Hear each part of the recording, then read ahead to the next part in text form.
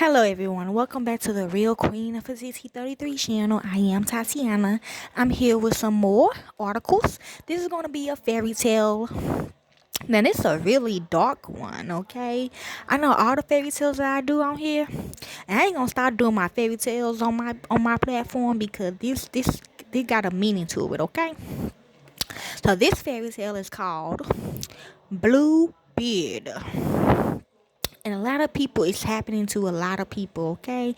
Um, One of my kidnappers said he did it to me before, but he said he was lying. But it did happen to me in the movie, Scary Movie 1, okay? But a lot of people get in it. It's like some sperm or nut, a whole bunch of slimy white shit get on you or whatever. That mean they done caught you for something. And that white slimy shit, it's supposed to be a metaphor for somebody that is involved in a scandal. Okay? I don't know. But let's read and see what it is on this fairy tale. Bluebeard is a French folktale, the most famous surviving version of which was written by Charles Perrault, was first published by Barbin in Paris in 1697 in Histories U Contes du Tempus Passé. The tale is about a wealthy man in the habit of murdering his wives and the attempts of the present one to avoid the fate of her predecessors, which is the white dove and the robber bridegroom, which is next, and fisher bird, which I think I did. Also called Fowler's Fowl, or tale similar to Bluebeard. The notoriety of the tale is such that Merriam-Webster gives the word Bluebeard the definition of a man who marries and kills one wife after another. Oh, okay. But yeah, the verb blue bearding had even appeared as a way to describe the crime of either killing a series of women or seducing and abandoning a series of women. Okay? I'm moving through the plot. In one version of the story, Bluebeard is a wealthy and powerful nobleman who had been married 6 times to beautiful women who have all mysteriously vanished. When he visits his neighbor and asks to marry one of his daughters, they are terrified. After hosting a wonderful banquet, the youngest decides to be his wife and goes to live with him in his rich and luxurious palace in the countryside away from her family. Bluebeard announces that he must leave for the country and give the palace keys to his wife. She is able to open any room with them, each of which contains some of his wishes, except for an underground chamber that he strictly forbids her to enter lest she suffers his wrath. He then goes away, leaving the palace and the keys in her hands. She invites her sister Annie and her friends and cousins over for a party. However, she is eventually overcome with the desire to see what the secret room holds, and she sneaks away from the party and ventures into it. She immediately discovers that the room is flooded with blood and the murdered corpses of Bluebeard's previous 6 wives hanging on hooks from the walls, like Hellraiser 2. Horrified, she drops the key in the blood and flees the room.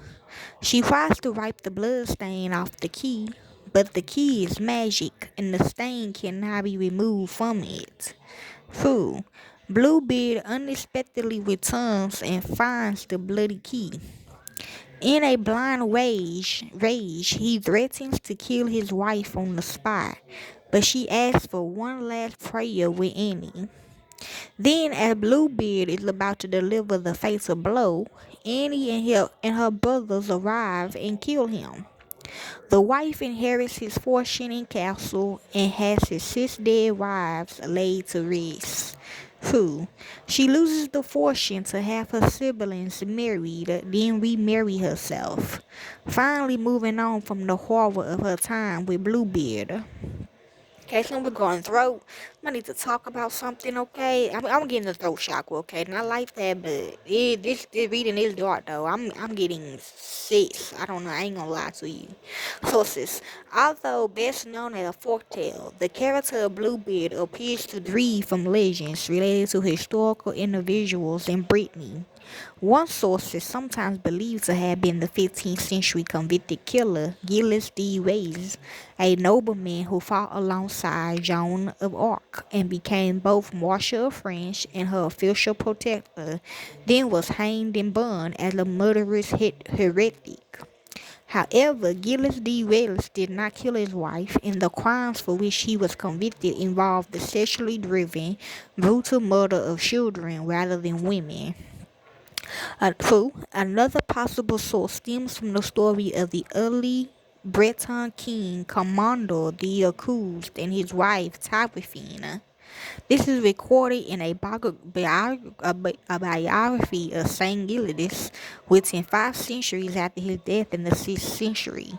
It describes how, after Karma married Tyrafine, she was warned by the ghosts of his previous wives that he murders them when they become pregnant. Pregnant, she flees. He catches and beheads her. But Saint Gilles miraculously restores her to life, and when he brings her to Comor, the walls of his castle collapse and kill him. Comor is a historical figure known locally as a werewolf, and various local churches are dedicated to Saint Tyrafine and her son, Saint Fremor. Commentaries: the fatal effects of female curiosity have long been the subject of story and legend. Pandora and Psyche, who, me, my daughter, are examples of women in mysterious stories. Yeah, I ain't gonna lie, she Pandora, y'all. Yes, whose curiosity had due consequences. In giving his wife the keys to his castle, Bluebeard is acting the part of the serpent of the biblical paradise and therefore of the devil, and his wife the part of the victim held by the serpent's gaze. While some scholars interpreted the Bluebeard story as a fable preaching obedience to wives, as Perrault's moral suggests, folklorist Mariah Tater has suggested that the tale encourages women not to unquestioningly follow patriarch's rules. Oh, this is a hard one. I feel like both, okay? Women breaking men's rules in the fairy tale can be seen as a metaphor for women breaking society rules and being punished for their transgression. The key can be seen as a sign of disobedience or transgression.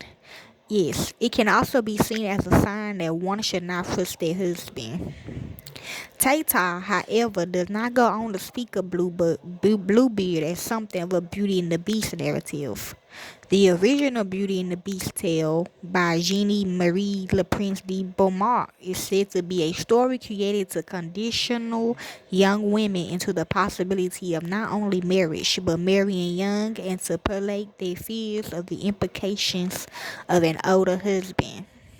It shows the beast as secretly compassionate and someone meant to curb the intense sexual fear that young women have of marriage through Beauty and the Beast, holds several similarities in gothic imagery to Bluebeard, such as is shared with Cupid and Psyche, as well in the case of mysterious captor, a looming castle, and a young beautiful heroine.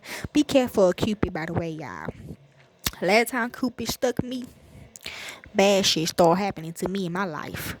Tater goes on to state that the latter tale lives on the entire opposite side of the spectrum, one in which, instead of female plagiation, the tale simply aggravates women's apprehension, confirming one's worst fears about sex. True, you ain't lying. Jungian psychoanalyst Carissa Pincoe Esty refers to the key as the key of knowing, which gives the wife consciousness.